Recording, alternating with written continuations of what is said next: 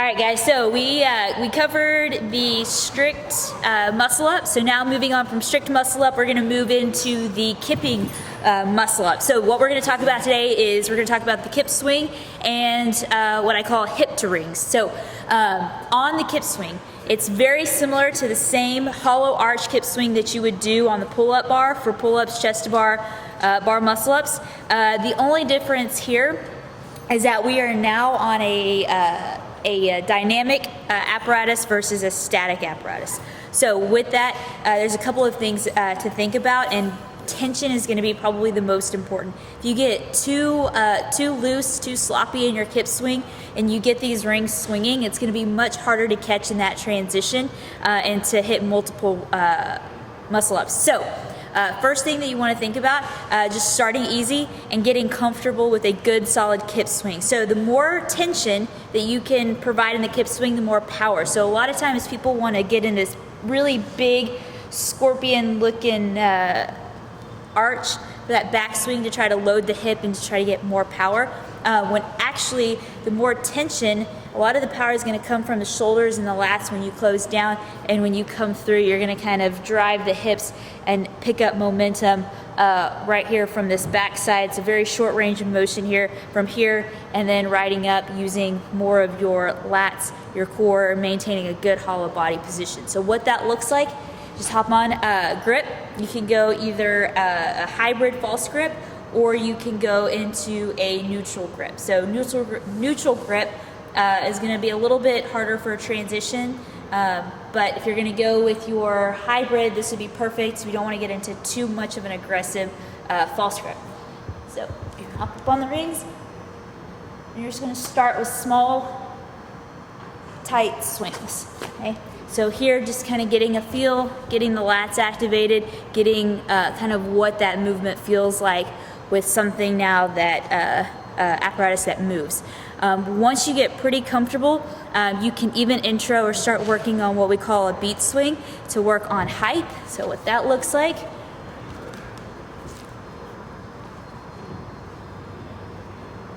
Okay.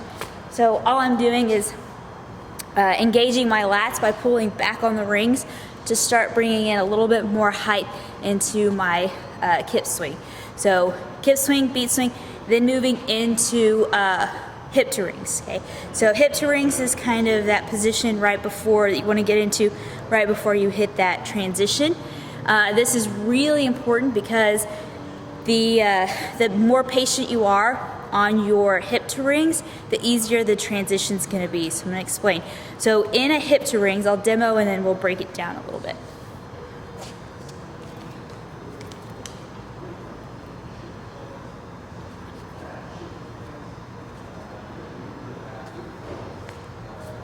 All right, so on a hip to rings, okay, you notice that staying really tight on that back side, keep it nice and easy.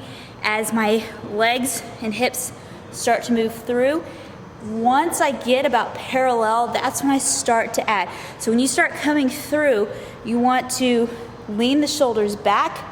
When your hips get parallel or your body gets parallel to the ground, that's when you're going to add a pull. So at the top, you should look like you're doing an elevated or foot elevated ring row. Okay?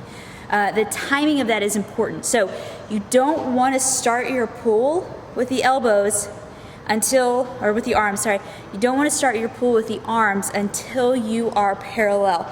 If you start to pull too early with the arms, your hips are going to fall and you're going to get into this wonky looking pull up. Okay, so kind of what that looks like for some of you. If I pull too early, before my hips are able to get parallel, then I end up with the rings at my chin versus at my hips. The higher you can get your hips to the rings, the easier that transition is going to be, because the focus is to get as high as possible and then have the rings as close as possible. If they're out here, or if you start to transition too early, which we'll talk about in our next video, when you transition too early, you're going to end up chasing the rings forward. So be patient, okay, on that first pull. So big kip, bring the hips to the rings. Once you get parallel to the ground, then you start to add that pull. So that is your kip and your hip to rings to start to move into the kipping muscle up. The next video will talk about the actual transition once you have mastered hip to rings.